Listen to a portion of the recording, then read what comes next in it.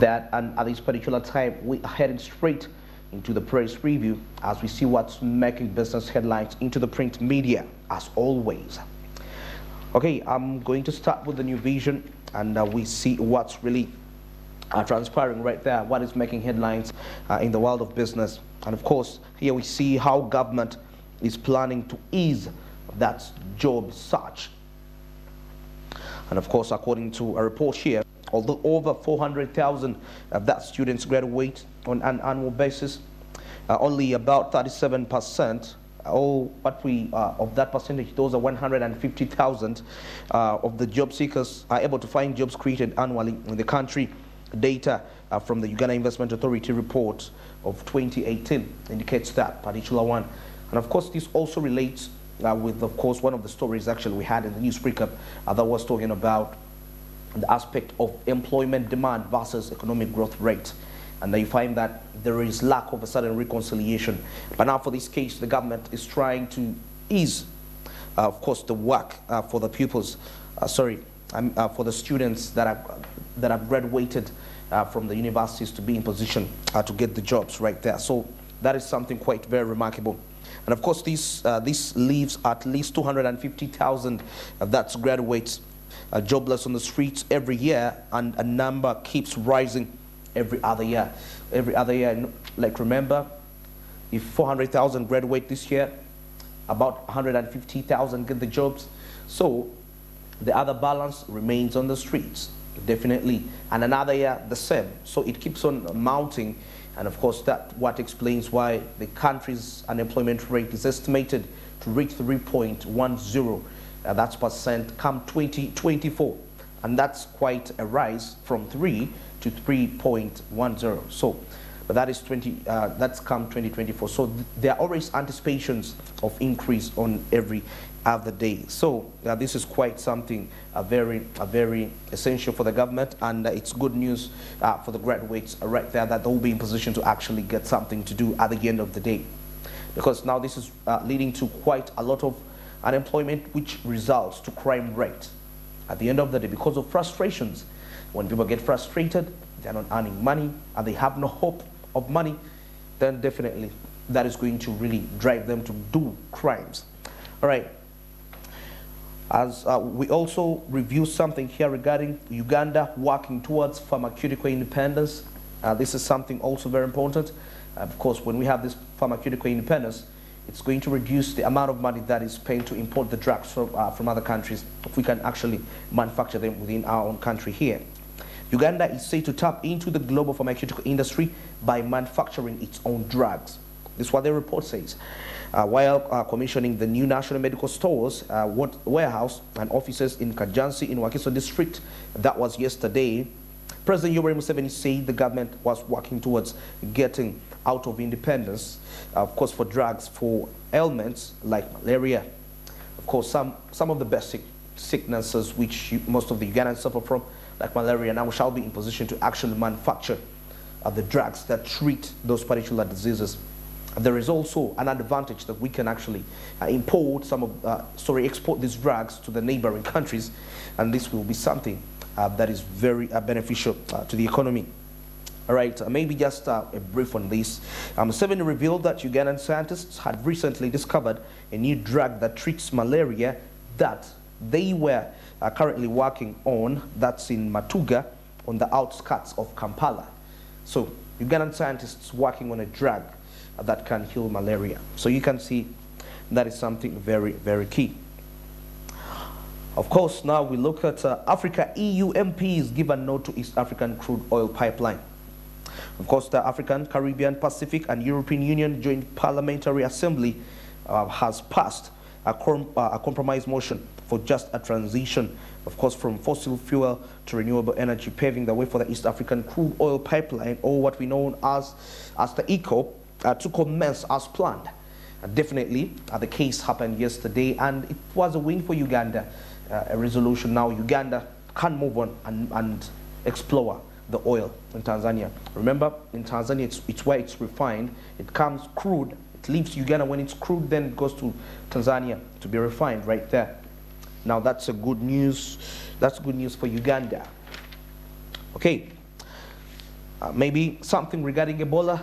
Pupils with Ebola, of course, contacts allowed to write primary living examinations. And of course, there were quite a number of threats regarding why actually there was a suggestion for terms to end a little bit early due to this particular epidemic. But now, surprisingly, now we see that pupils with Ebola are allowed to sit primary living examinations. That is quite positive for them. Definitely, there are containment measures, the standard operating procedures that can be followed to ensure that these pupils don't affect the other. All right, government tightens parish development model loans accountability guidelines to ensure that borrowers do not misuse the parish revolving funds. The Finance Ministry has tightened that's accountability mechanisms for tracking activities of the bank accounts of the beneficiary savings and credit cooperative organizations, or what we know as SACCOs.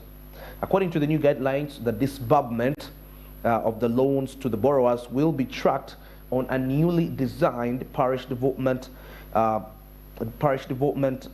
management information system that will be rolled out, of course, in the different parishes to ensure traceability and full accountability. That's for revolving the funds. So this is quite very essential at all the SACCOs that will receive this money regarding such guidelines to ensure that this money is put to proper use.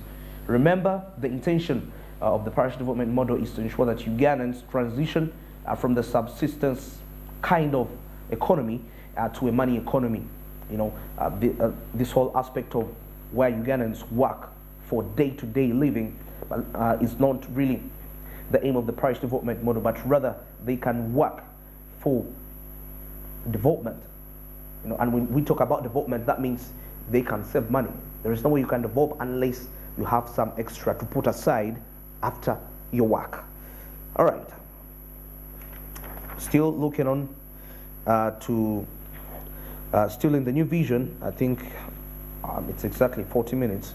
I'm supposed to be getting into the international news, but let's just review something real quick for just 3 minutes. Museveni advises banks on land titles.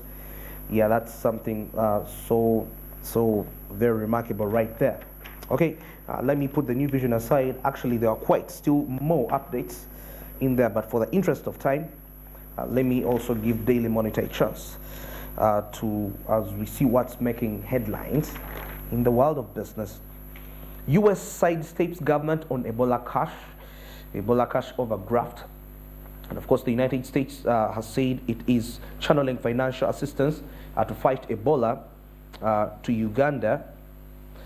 The United States has said it is channeling its financial assistance to fight Ebola virus disease through implementing partners rather than the government of Uganda. Now, what really this means is like the United States of America is going through different agencies to transmit this money to the government, but it's not a direct transfer to the government straight away. All right. Mubende residents upbeat as Ebola lockdown ends. Actually, the lockdown in Mubende ends today. The 21 days are ending today. So the natives right there are really excited. Probably they're expecting something from the president regarding the day. All right. Then finally, protests as Parliament approves 1.7 trillion loan. Protests took center stage yesterday, and as divided House authorized the government, of course, to borrow 1.7 trillion. That's loan from Standard Chartered Bank and other financial institutions. Now that and more, definitely that's what was happening right there. And it's exactly 42 minutes, and that's past the hour of 7 a.m. And at this particular time, we're heading straight to the international news.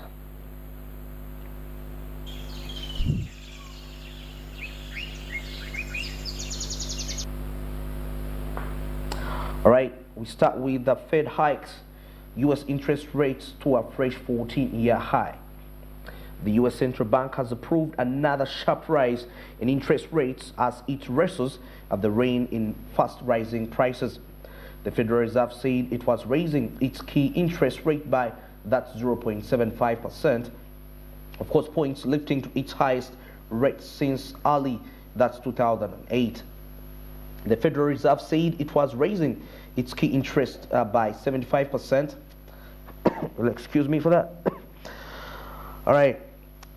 It said it was raising the interest rate by 0.75 points, lifting to its highest rate since early, that's 2008. The bank hopes pushing up borrowing costs will cool the economy and bring down price inflation, but critics are worried that the moves could trigger serious downturn. The latest increase takes the bank's benchmark lending rate at that's 3.75% to 4%, a range that is highest since January 2008. So imagine since January 2008 till today, it's been that space of about 13 years, and we are experiencing, America is experiencing the highest Fed hike. Of course, this is meant to cap the growing inflation and also improve the compatibility of the US dollar as compared to other reserve currencies in the world. The Federal Reserve Chairman, that's Jerome Powell, warned that rates were likely to move up again, saying the speculation sorry about that, just have a little cold here. The US actions came as many other countries also raised rates in response to their own inflation problems, which have been fueled by a mixture of factors, including higher prices as a result of the war in the Ukraine. Okay, in the UK, the Bank of England started raising rates last year, but has so far opted for smaller hikes than the Fed. The Bank of England is expected to announce its own 0.5% point. Of course, that was on Thursday. And actually, before we get into the story of the Bank of England also hiked the interest rate regarding that. Definitely, we shall review that as we go on with the international business headlines. All right, the decline in the energy prices has helped the ease of pressures, but the cost of groceries and medical bills and many other items is still rising. Actually, I remember I was watching an interview with the President of the United States of America, and on that interview, he was being told about a recession. There are anticipations of a recession in the United States of America, but definitely there are quite a lot that is being done by the Federal Reserve Bank to ensure that they counteract the recession. But of course, he assured the world that there won't be a recession. So, okay, so let's wait and we see regarding that, because we know that it starts in America and it spreads globally. A decline in energy prices has helped ease the pressures, of course, but put the cost of grocery, medical bills and other items, of course, on the rise. All right, now away from America, let's say to the export. We are looking at Tanzania this time around, as Tanzania exports cashew nuts to the United States as focus shifts to value addition. A consignment of processed cashew nuts from Tanzania to the United States left the country that was on Monday, as the East African nation seeks to move away from exporting raw nuts to value-added ones. The 8-ton cargo focused on cashew nuts was dispatched to New Orleans, Louisiana, that's at Nyerere International Airport in Dar es Salaam. Regarding that, in October this year, a 20-foot container, of course carrying 7.5 metric tons of branded consumer packaged cashew nuts, left Mtwara. Of course, that's a place in Tanzania for the United States. The exporter in Howard Holdings, Tanzania Limited, a subsidiary that's of World Holdings International, Michigan Global Market Development and Investment Company. Of course, it's one of the subsidiaries that are handling this particular aspect. While flagging off the cargo, Tanzania Deputy Minister for Agriculture Anthony Mavunde said that it is supportive for the government's plan to ensure that by 2025, 60% of Tanzania's cashew nuts are processed, that's locally. And but Mr. Robert Adrian Rains, the American embassy representative, said the shipment represented the growing business relationship between Tanzania and the United States of America. Okay, and of course they say that this step will boost the well-being of cashew nuts, and cashew nut farmers will be in position to promote their crops. That's according to the anticipations of this particular deal between the United States and Tanzania. Okay, now we come to the end of the financial international news as we look at the Bank of England fighting inflation with the biggest hike in 33 years. Just like the Federal Reserve Bank in the United States, the Bank of England was also fighting inflation by raising the interest rate on the British pound. Of course, the Bank of England raised interest rates by 3/4.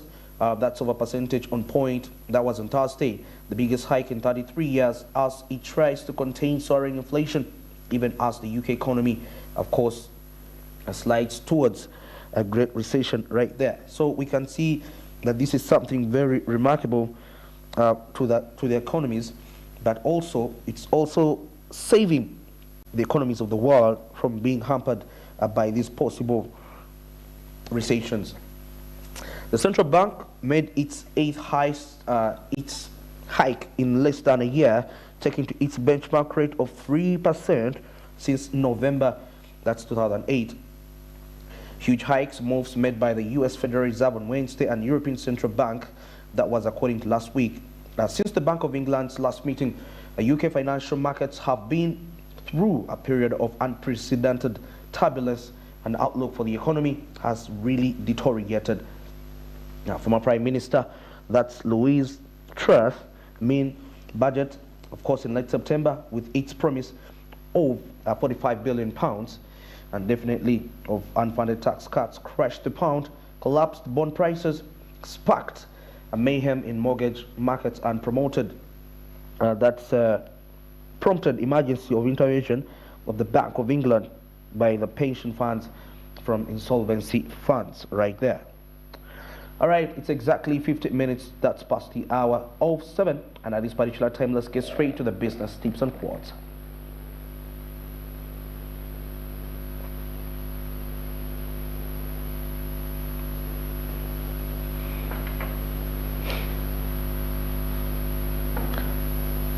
Okay, you know, the reason why we go for the business tips and quotes is to ensure that we give you the update and, of course, and the encouragement to ensure that you get to understand what you're getting into. And now let's review the business tip of the day today.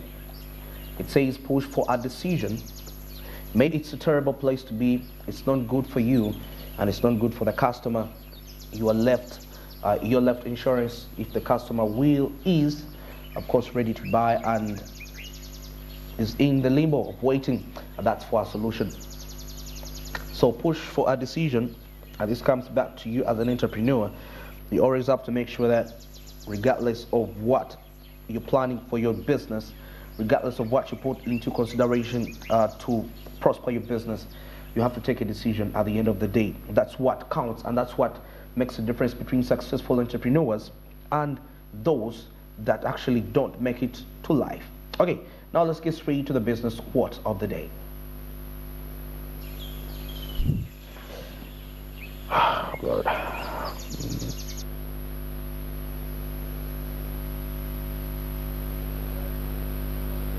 Of the day says that a dream does not become a reality through magic, but takes sweat, determination, and hard work.